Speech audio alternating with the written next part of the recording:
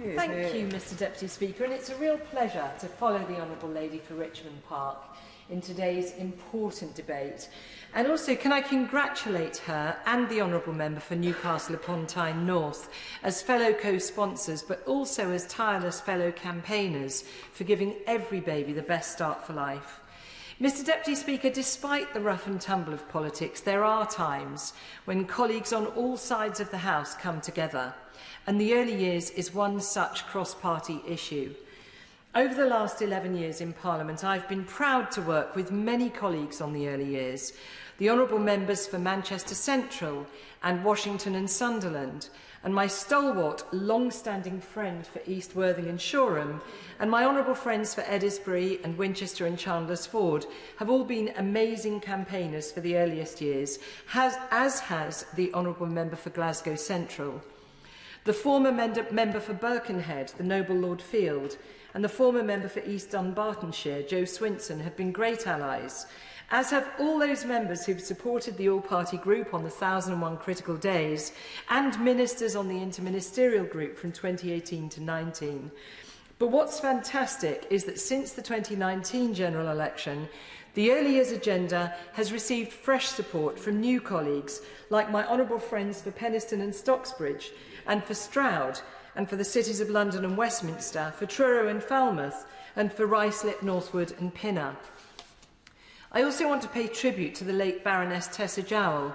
She and I worked together on the 1001 Critical Days agenda, and she campaigned for it to be introduced as part of the Sustainable Development Goals at the United Nations. And also, Mr Deputy Speaker, I must mention the superb work of the Royal Foundation and its Centre for Early Childhood. The commitment from Her Royal Highness the Duchess of Cambridge and her team has generated fresh attention for ensuring every baby gets the best start for life. So this has been my personal passion for over 20 years, from chairing OXPIP to setting up PIP UK and NORPIP, to establishing the 1001 Critical Days Manifesto and the all-party group on conception to the age of 2, and chairing the interministerial group in my right honourable friend for Maidenhead's government. But July 2020 marked a huge opportunity when the Prime Minister commissioned the Early Years Healthy Development Review and invited me to chair it. Since then, we've been able to build on years of cross-party support and a wealth of knowledge and expertise from the early years sector to create a new vision for the 1001 Critical Days that was launched in March this year. The review has put the baby's needs at the centre of all our work, through meetings with parents and carers and virtual visits to local areas, and through detailed discussions with parliamentarians, practitioners, academics and charities, we've heard about the experience of early years services and support, what's going well and where change is needed. First and foremost, we learnt from every parent and carer of their strong desire to be the best parent that they can. But we also learnt that as new prospective parents, they often struggle to find the support they need. We heard from many parents who had deep concerns about their own or their partner's mental health and struggled to get support in a timely way. We heard from many mums who desperately wanted to breastfeed but gave up because the support wasn't there. We had parents telling us how frustrating it was to keep telling their story over and over again to different people. Their cry was, "Why don't you people ever speak to each other?" And equally, we heard from professionals and volunteers who said it would have been so helpful for them if they'd known before meeting a new parent or carer about previous issues of trauma or health challenges. And we heard from many dads how excluded they felt from what they saw as mum-centric services. For some, they felt that they shouldn't ask for any support for themselves, and for others, they just felt sidelined, and in some cases, traumatised by what their partner had gone through in childbirth.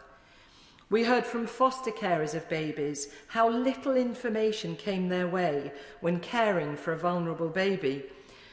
And specifically in 40 cases of foster caring for babies, only 2 arrived with their red book. Those carers had no formal information about that baby's early traumas that had caused them to be taken away from their birth family. We heard from same-sex couples about unhelpful assumptions by early years professionals about their relationship and their parenting roles. We heard from black mums about how particular cultural and health issues can be overlooked by busy staff. And we heard from single mums and from single dads how they can feel isolated and sometimes stigmatised at such a life-changing time.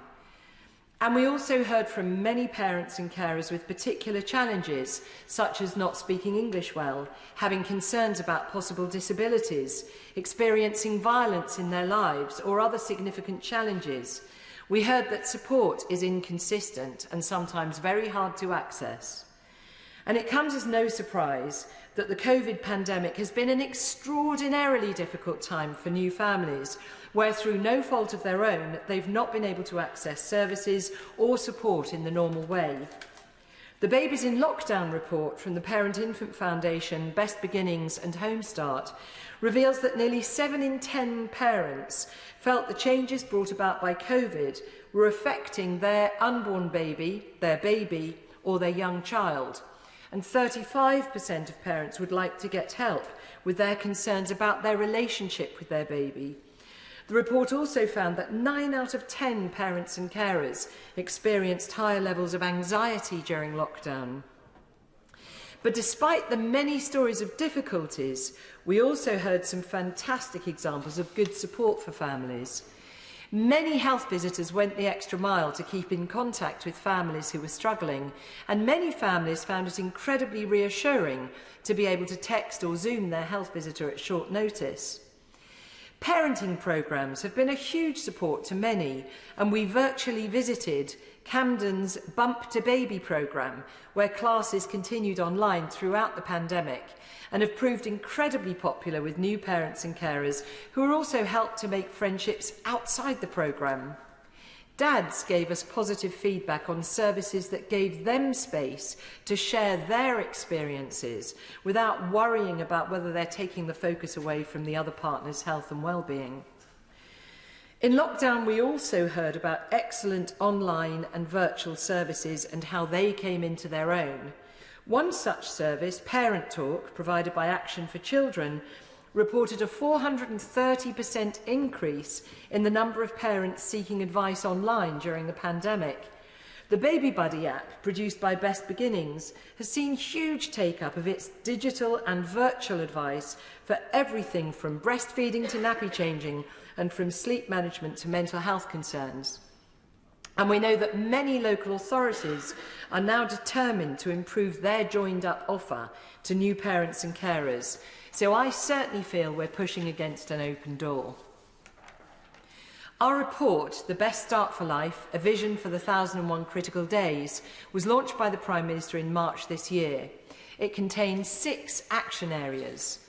The first is that every local area should publish its own joined-up set of Start for Life services so that every parent and carer knows where to go for help.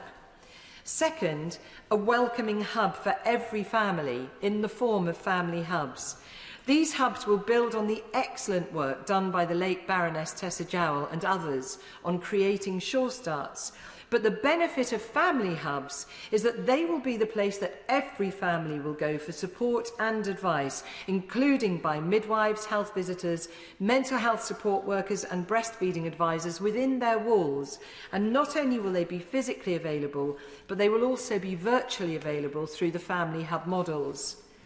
The third action area is a digital version of the Red Book, which will provide parents and carers with a record of their baby's earliest life, from lovely moments like the first tooth and the first steps, all the way to records of immunisations and professional support interventions. The fourth action area is about the workforce. We all know that health visitors provide critical support for new parents and carers, but we also know that their caseload can be very heavy, and parents and carers have told us that they really want more continuity of care and more frequent contact in the earliest years. So we're working with health visitors and local areas to consider resourcing levels, training needs, and also whether a mixed skill workforce can provide that greater continuity of care. The fifth action area is to continually improve the Start for Life offer. A key action will be to establish parent and carer panels in every local area to make sure that the voices of families are heard when designing and improving services. We're looking at improving the collection of data, the evaluation of different interventions, and the need for proportionate inspection of the Start for Life offer in each area. And a final but critical action area is to make sure that there is sound leadership both locally and nationally to drive the ambition to give every baby the best start for life. And I do want to say a huge thank you to my honourable friend on the front bench and to all the reviews sponsoring ministers, both past and present, for their support for the review. And I'm sure it was their commitment, combined with the support of the Prime Minister and the Chancellor, that made sure there was such a positive spending review settlement for the earliest years. £82 million for family hubs, 50 million for parenting programmes, 10 million for the Start for Life offer, 50 million for breastfeeding support, 100 million for infant and perinatal mental health support, 10 million for new workforce pilots, and a 200 million uplift for the Supporting Families programme. I do believe that 500 million is a transformational sum that will allow many more parents and carers access to the vital help they need to give their baby the best start for life. And why does this matter so much to our society? Well, we know that it is the period from conception to the age of 2 when the building blocks for physical and emotional health are laid down. Babies born into a secure and supportive home will usually go on to become happy children who do well at school. Then they grow into adults who cope well with life's ups and downs and are more likely to hold down a job, to have better health outcomes and to form healthy relationships themselves. And on the other hand, we know that for families under pressure, particularly where there is partner conflict, substance misuse, poor mental health or deprivation, the consequences for a baby's developing mind in that critical early period can be far-reaching and very harmful. And prevention, Mr. Deputy Speaker, isn't just kinder, but it's also significantly cheaper than cure. For example, for every one-year cohort of births in England, the NHS has estimated that the long-term cost from lack of timely access to quality perinatal mental health care is £1.2 billion to the NHS and social services and over £8 billion to society. That's for every year's cohort. And we know that up to 30% of domestic violence begins during pregnancy. And we know that health issues such as tooth decay and childhood obesity cost hundreds of millions of pounds each year in health-related expenses. And we believe these could be significantly reduced by better education and support for new families. With these 6 action areas, I think we can transform our approach to early years support and services, positively improving the health outcomes and life chances of the youngest in our society. Just as we need to level up economic opportunity across the country, we must also focus on where it begins, that critical period of human life from conception to the age of 2. And I just wanted to say that I believe all colleagues across the House would agree that the world in which we all want to live is one where every baby is nurtured to fulfil their potential, where good lifelong emotional well-being is the norm, where our society is productive and cooperative, and where every one of our citizens has the chance to be the very best that they can be. Thank you. Councillor McKinnell. Thank you, Mr. Deputy Speaker, and I want to also thank the backbench business